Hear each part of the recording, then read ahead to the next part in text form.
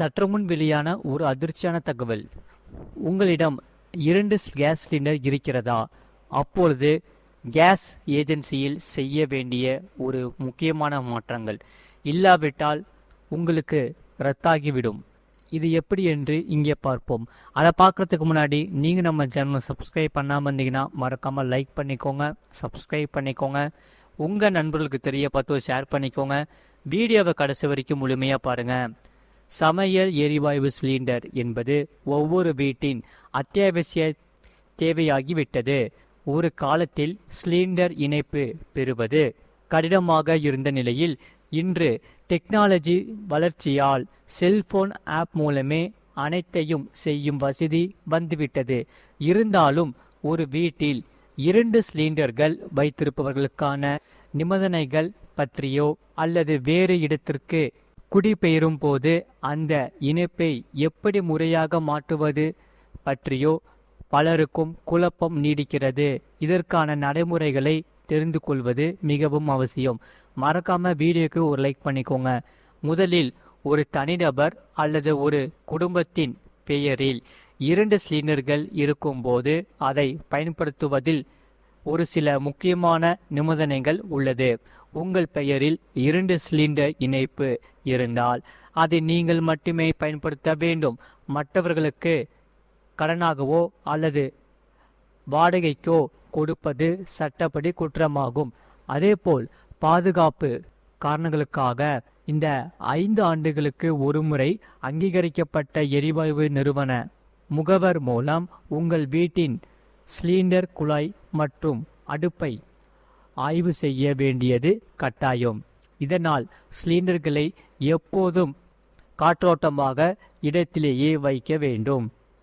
நீண்ட நாட்களாக பயன்படுத்தாத பட்சத்தில் ரெகுலேட்டரை கழற்றி மூடி போட்டு வைப்பது பாதுகாப்பானது. குறிப்பாக மானியம் பெறுபவர்கள் தங்களின் வங்கி கணக்குடன் ஆதார் எண்ணை இணைத்திருக்க வேண்டும். அப்போதுதான் 2 சிலிண்டர்களுக்கான மானிய தொகையும் தடையின்றி கிடைக்கும். அதே சமயம் வேலை மாறுதல் அல்லது வீடு மாற்றம் காரணமாக வேறு ஊருக்கு செல்லும்போது சிலிண்டர் இணைப்பை அப்படியே விட்டு செல்லக்கூடாது. நீங்கள் வசிக்கும் பகுதியில் உள்ள கேஸ் ஏஜென்சியிடம் சென்று உங்கள் நுகர்வோர் அட்டை மற்றும் சிலிண்டர் வைப்பு தொகை ரசீதை சமர்ப்பிக்க வேண்டும். இது மிகவும் அவசியம்.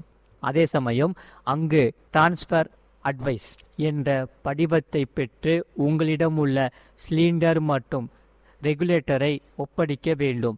அவர்கள் உங்களுக்கு ஒரு டொனேஷன் வவுச்சர் வழங்குவார்கள்.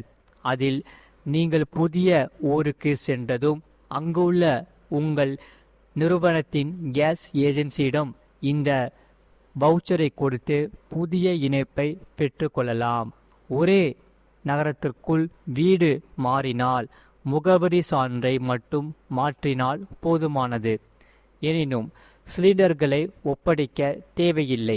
இந்த நடைமுறைகளை அரசு எளிமைப்படுத்தி இருந்தாலும் பல நேரங்களில் மக்கள் முறையான ஆவணங்களை சமர்ப்பிக்க தவறுவதால் சிரமத்திற்கு உள்ளாகிறார்கள்.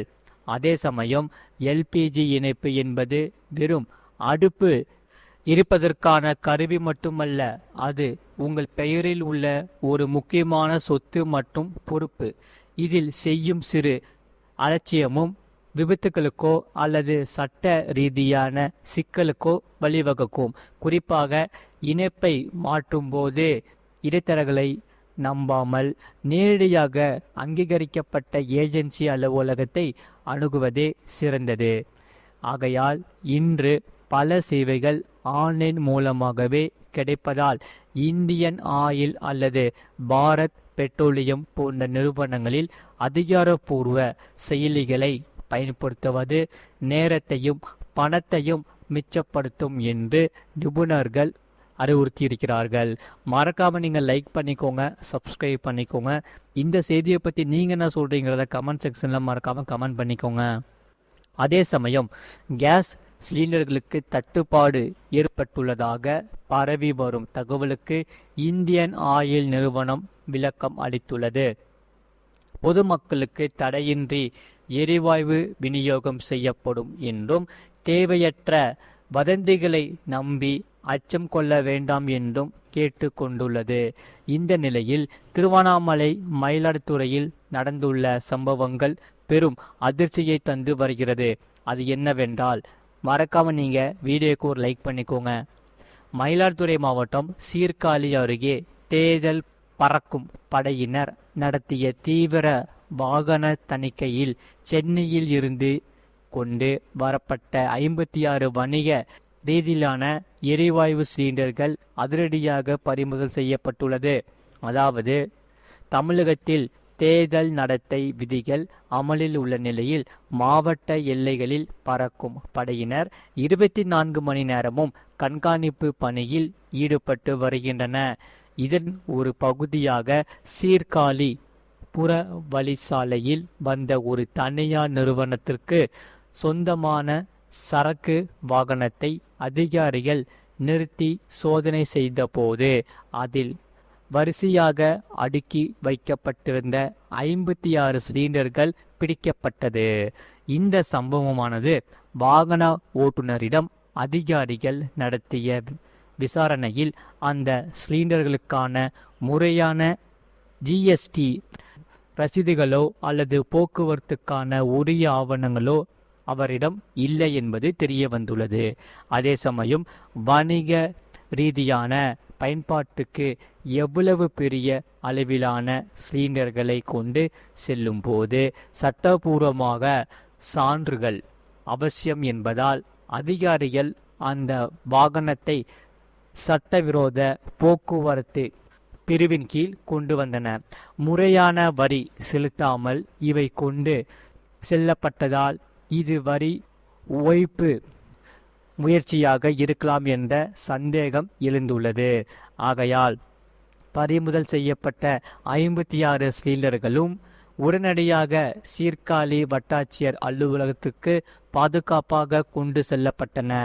பிறகுதான் இதற்கான உரிய வரி விதிப்பு மற்றும் அபராத நடவடிக்கைகளை மேற்கொள்வதற்கான வணிக வரித்துறை அலுவலரிடம் அந்த சிலிண்டர்கள் முறைப்படி ஒப்படைக்கப்பட்டுள்ளது. தேர்தல் நேரத்தில் ஆவணங்கள் இன்றி பொருட்கள் கொண்டு செல்லப்படுவது கடும் குற்றமாக கருதப்படுவதால் மக்கள் எச்சரிக்கையோடு இருங்கள். அந்த தனியார் நிறுவனத்தின் மீது மேலதிக விசாரணை நடத்தப்பட்டு வருகிறது.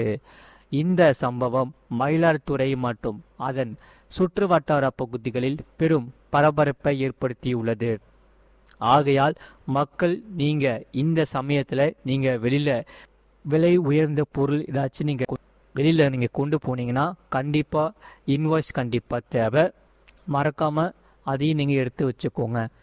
திருவண்ணாமலையிலும் அதிர்ச்சி சம்பவம் நடந்துள்ளது. அதாவது கடந்த 3 ஆண்டுகளாக இலவச லட்டு பிரசாதம் வழங்கப்பட்டு வந்தது.